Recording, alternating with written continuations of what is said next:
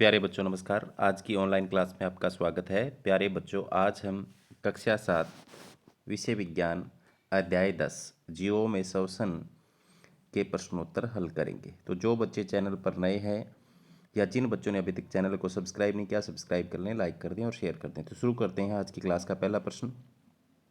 सजीवों के शरीर की सबसे छोटी संरचनात्मक विक्रियात्मक इकाई को क्या कहते हैं? तो प्यारे बच्चों, कोशिका कहते हैं। यानी हमारे शरीर को संरचना कौन प्रदान करता है? कोशिका। कोशिका को विभिन्न कार्यों पोषण, परिवहन, उत्सर्जन, जनन आदि के लिए आवश्यक ऊर्जा कहाँ से प्राप्त होती है? तो प्यारे बच्चों, वो होती है भोजन के ऑक्सीकरण से प्राप्त होती है। आगे है श्वसन श्वास लेना किसे कहते हैं? तो प्यारे बच्चों, जब कोई जीव सांस यानी ऑक्सीजन अंदर लेते हैं, यह ऑक्सीजन क्या करती है? भोजन का ऑक्सीकरण विखंडन करती है, जिससे हमारे शरीर को ऊर्जा मिलती है तथा कार्बन डाइऑक्साइड पैदा होती है, जिसे हम सांस द्वारा बाहर छोड़ते हैं। इस प्रक्रम को श्वसन कहते हैं। यह दो प्रकार का होता है, वायवीय श्वसन और अवायवीय श्वसन। आगे है कोशिकीय श्वसन किसे कहते हैं? कोशिका में भोजन के विखंडन के प्रक्रम में ऊर्जा मुक्त होती है, उसे कोशिकीय श्वसन कहते हैं। हमारे शरीर की प्रत्येक कोशिका में भोजन के विखंडन से क्या प्राप्त होती है? ऊर्जा। इसे कोशिकीय श्वसन कहते हैं। आगे वायवीय श्वसन किसे कहते हैं? तो कोशिका के अंदर भोजन ग्लूकोज ऑक्सीजन का उपयोग कर कार्बन डाइऑक्साइड व जल में विखंडित हो जाता है, तो यह वायवीय श्वसन कहलाता है। हमारे शरीर के अंदर कोशिका के अंदर जो भोजन है वो किस में टूटता है? जैसे ग्लूकोज के रूप में जो भोजन है वो ऑक्सीजन की उपस्थिति में कार्बन डाइऑक्साइड जल प्लस ऊर्जा में टूटता है। तो अगर यह भोजन ऑक्सीजन की उपस्थिति में टूटता है तो इसे वायवीय श्वसन कहते हैं। आगे है अवायवीय श्वसन किसे कहते हैं?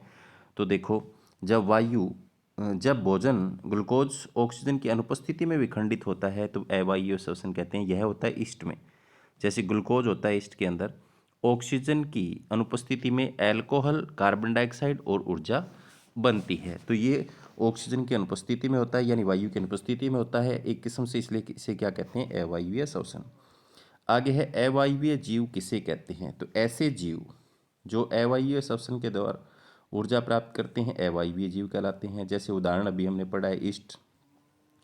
ईस्ट एक कोशिक अवायवीय जीव है। यह अवायवीय श्वसन करता है तो खालिस्तान निर्मित करता है। तो अभी हमने देखा था क्या निर्मित करता है? अल्कोहल। शराब, वाइन, बियर बनाने में प्रयोग होता है तो ईस्ट का ही प्रयोग किया जाता है, क्योंकि ये अवायवीय श्वसन करता है, उससे अल्कोहल बनता है। आगे है अधिक व्यायाम, तेजी से दौड़ने, साइकिल चला लें, भारी वजन उठाते समय हमारी पेशियों में ऐंठन क्यों होती है? तो बहुत देर तक व्यायाम करने, दौड़ने, साइकिल चलाने में, भारी सामान उठाने में अधिक ऊर्जा की आवश्यकता होती है।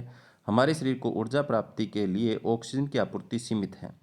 उस स्थिति में हमारी पेशी कोशिका में अवायवीय श्वसन द्वारा ऊर्जा की मात्रा पूरी नहीं होती, जिससे पेशी कोशिकाओं में लैक्टिक अम्ल बनता है, जिससे हमें ऐंठन होती है। तो क्या होता है, अगर ऑक्सीजन की आपूर्ति ना हो पूरी हमारी पेशियों के अंदर, तो ऑक्सीजन की अनुपस्थिति में लैक्टिक अम्ल और ऊर्जा बनती है हमारे कोशिकाओं के अंदर। तो उस लैक्टिक अम्ल के बनने के कारण हमारी पेशियों में ऐंठन होती है।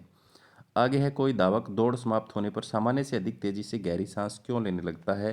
तो धावक के शरीर को ऊर्जा की आपूर्ति के लिए जो ऑक्सीजन चाहिए सामान्य प्रक्रिया में कम पड़ती है, तो वह इस ऑक्सीजन की आपूर्ति को बनाए रखने के लिए तेजी व गहरी से सांस लेता है। आगे है वायवीय अवायवीय श्वसन में समानता तथा अंतर लिखिए। तो समानता दोनों से हमें ऊर्जा प्राप्त होती है और अंतर के लिए आप उनकी परिभाषा लिख सकते हैं। ठीक है, तो आप प्रश्न नंबर 5 और 6 को देख लेना। आगे गर्म पानी में स्नान या मालिश करने से ऐंठन कम क्यों हो जाती है? तो लैक्टिक अम्ल बनने के कारण से जो ऐंठन आई थी वो कम क्यों हो जाती है? क्योंकि ऐसा शरीर में रक्त का संचरण बढ़ जाता है ऐसा करने से, जिससे कोशिका को ऑक्सीजन की आपूर्ति बढ़ती है। तो कोशिका में उपस्थित लैक्टिक अम्ल कार्बन डाइऑक्साइड व जल में टूट जाता है, जिससे हमें ऐंठन में आराम मिलता है। आगे है अंतः श्वसन किसे कहते हैं? नाम से ही पता चल रहा है, ऑक्सीजन से समृद्ध वायु को शरीर के अंदर लेना अंतः श्वसन कहलाता है। उच्छ्वसन किसे कहते हैं? नाम से ही पता यहाँ चल रहा है, कार्बन डाइऑक्साइड समृद्ध वायु को शरीर से बाहर निकालना उच्छ्वसन कहलाता है। श्वसन दर किसे कहते हैं? प्रश्न नंबर 16, कोई व्यक्ति 1 मिनट में जितनी बार श्वसन करता है श्वसन दर कहलाती है। आगे है एक श्वास या सांस का क्या अर्थ है? एक सांस या श्वास का अर्थ है एक अंतः श्वसन प्लस एक उच्छ्वसन।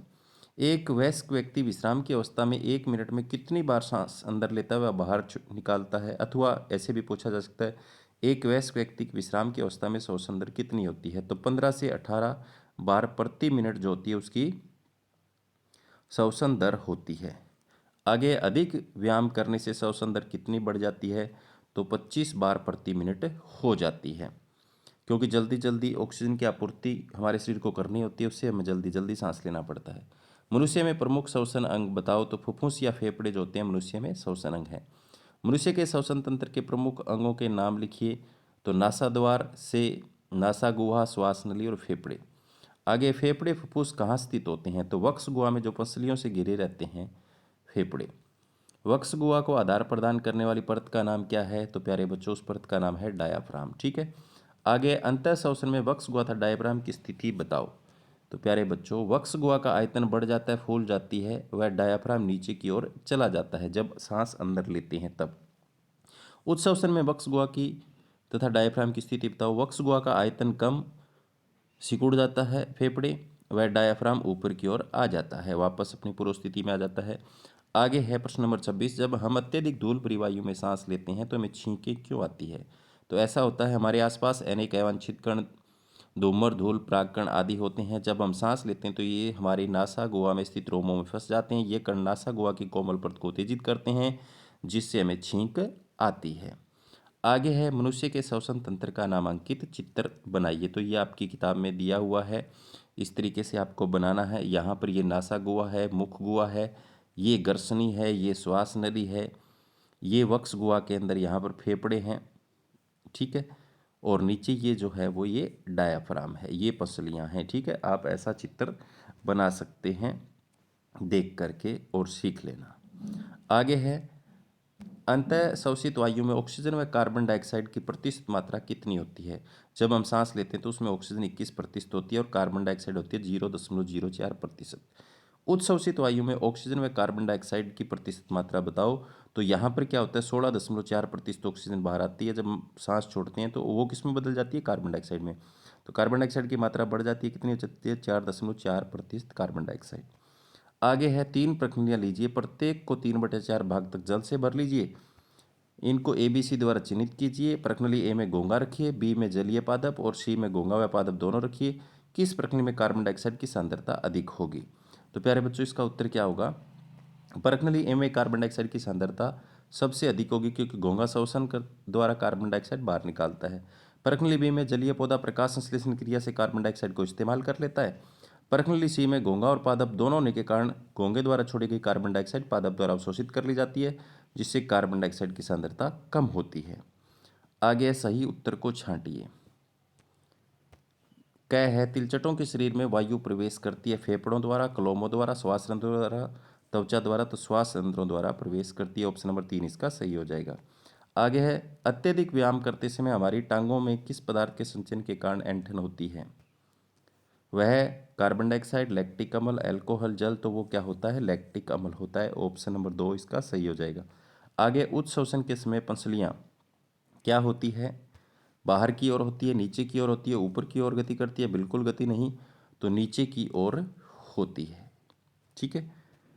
कॉलम ए में दिए गए शब्दों का कॉलम बी से मिलान कीजिए।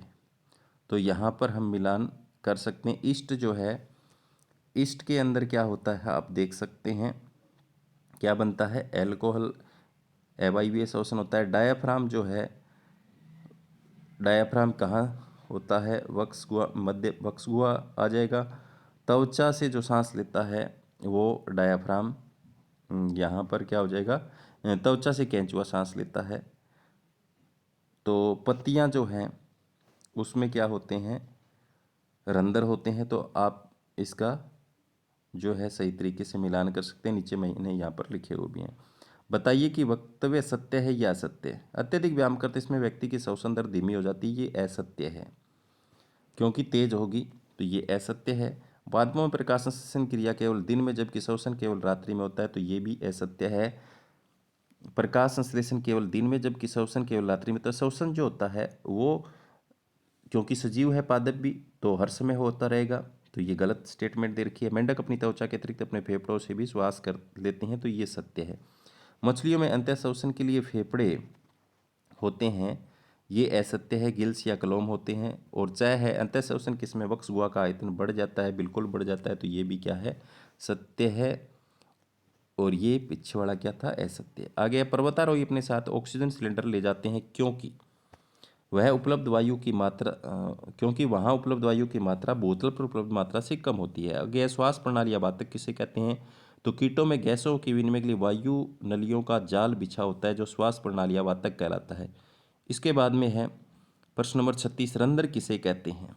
तो प्यारे बच्चों, पादप की पत्तियों में ऑक्सीजन और कार्बन डाइऑक्साइड के विनिमय के लिए सूक्ष्म छिद्र होते हैं, जो रंध्र कहलाते हैं। तो ये थे अध्याय 10 जीवों में श्वसन के प्रश्न उत्तर। तो प्यारे बच्चों, इन प्रश्नों को अपनी नोटबुक में नोट कर लेना और याद कर लेना। धन्यवाद।